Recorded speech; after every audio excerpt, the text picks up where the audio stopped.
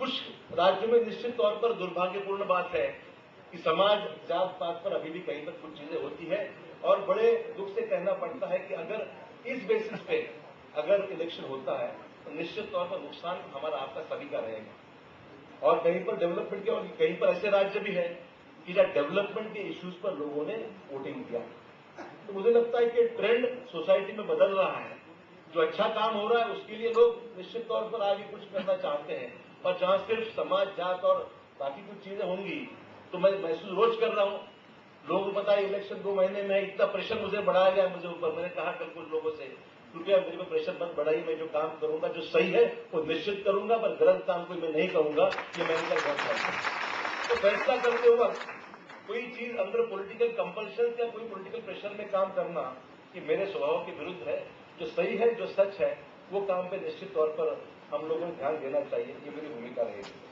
दोस्तों, सबसे पहले अहम चीजों का बारे में जिसने संजय ने आज का ये मीटिंग ऑर्गेनाइज किया है उसमें सबसे पहले जो बात कही थी कि हमारी मुंबई की सिक्योरिटी और राज्य की सिक्योरिटी के बारे में हम लोगों ने क्या कदम उठाए और क्या करना चाहते हैं। टेररिज्म ये तो आज एक इंटरनेशनल इशू है, जैसे मुंबई तक महाराष्ट्र तक या इंडिया तक सीमित नहीं है। ये आज पूरे विश्व भर में एक टेररिज्म का इशू। आज मेरे पास सवेरे ही यूके लंदन के कुछ मिनिस्टर्स वगैरह मुझे आके मिले और ये सभी की चिंता है कि पूरे विश्व भर में ये आज इशू ऐसा बन गया है कि इसके ऊपर चिंता सभी लोग व्यक्त कर रहे हैं। हर बार तो हम कहते हैं भाई इसका हाथ है उसका हाथ है, ठीक है जो है वो तो कोई लोग कहते हैं कि इसका हाथ तो हम क्या कर रहे हैं। आज आपने हम लोगों ने जब मैंने इस चीज को संभाला, इस कुर्सी को संभाला, सबसे पहले हम लोगों ने ये फैसला किया, प्राइम मिनिस्टर की पहली अनाउंसमेंट हो गई कि नेशनल सिक्योरिटी गार्ड्स का एक जो ब्रांच है रीजनल सेंटर मुंबई में रखा जाएगा। उनके लोग 8 दिन पहले ही मुंबई आके गए। उनके लिए तकरीबन 1000 एकड़ जगह हम लोगों ने मुंबई के आसपास खोज के निकाली है और रीजनल सेंटर एनएसजी का मुंबई में शुरू होने के लिए पूरा काम शुरू हो गया है। जो दिल्ली से आज मनेसर में हरियाणा में उनका सेंटर है एनएसजी का, वो सेंटर आज मुंबई में एक रीजनल सेंटर देश के 4 हिस्सों में बड़े शहरों में ये होने वाला है। मुंबई को उसमें चुना गया है और मुंबई में एनएसजी का सेंटर आने वाले 2 या 3 महीने में उसका काम शुरू होने वाला है। जो एयरपोर्ट में भी थोड़ा बहुत काम हम करना चाहते हैं वो कुछ परमिशन में इन्वॉल्व है और मुंबई के आसपास 1000 एकड़ जमीन हम एनएसजी के रीजनल सेंटर के लिए हम लोगों को देने का जो काम भी तकरीबन जो प्रोसेस गवर्नमेंट लेवल की वो शुरू हो गया है।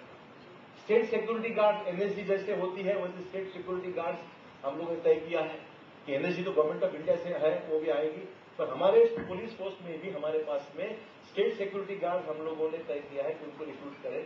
उनके लिए भी तकरीबन 60 to 90 डेज के अंदर ये काम होना चाहिए, हमने फैसला किया है।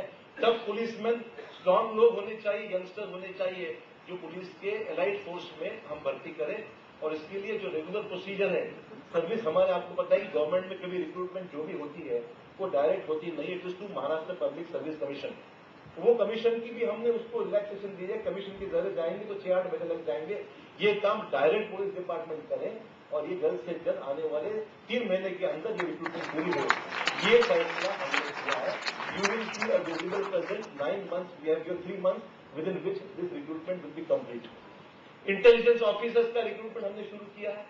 जो भी स्टेट इंटेलिजेंस की बातें थी कि स्टेट इंटेलिजेंस ब्यूरो जो हमारा वो इंटेलिजेंस स्ट्रेंथन करने के लिए कुछ और लोगों की आवश्यकता है, उसकी भी रिक्रूटमेंट हमने शुरू कर दी है, जिसके जरिए हमारी जो इंफॉर्मेशन है चाहे वो मिलिट्री इंटेलिजेंस हो, स्टेट की इंटेलिजेंस हो, इंटेलिजेंस ब्यूरो जो हमारा गवर्नमेंट ऑफ इंडिया का है, रिसर्च एंड रॉ जिसको कहते हैं वो है, ये 4-5 एजेंसी आप आपस में एक दूसरे से इंटरैक्ट करें और इन्फॉर्मेशन जो भी बाहर से हमारे पास आती है वो शेयर करें ताकि वक्त पे इन सभी चीजों का कॉग्निजेंस हम ले सके, वक्त पे इन सब चीजों को हम लोग समझ सके और उसके ऊपर प्रिवेंटिव एक्शन लेने के बारे में कुछ फैसला कर सके। और सबसे अहम बात, सबसे नीचे जो हमारा आदमी है वो कांस्टेबल है हमारा, जो अभी भी लाठी लेकर घूमता है।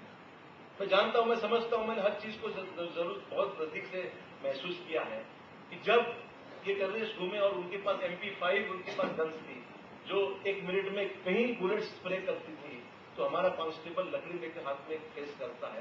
ये तो बहुत जमीन आसमान का फर्क है। और ये भी मैं कहूंगा कि टेररिस्ट एक्टिविटी का मैंने आपसे जिक्र किया कि वर्ल्ड वाइड ये फिनोमेनन आज हो गया है। आज करोड़ों रुपए उनको लोग देते हैं, फंडिंग करते हैं टेररिज्म को, जिससे वो पूरे देश विश्व भर में अपना टेरर जमा सके, उनकी सब जो कार्रवाई चल रही है उनका बजट हमारे स्टेट गवर्नमेंट से 10 गुना ज्यादा है। इतना पैसा टेररिस्ट के पास आ चुका है, ग्लोबल फंडिंग, वर्ल्ड की फंडिंग उनको मिल रही है।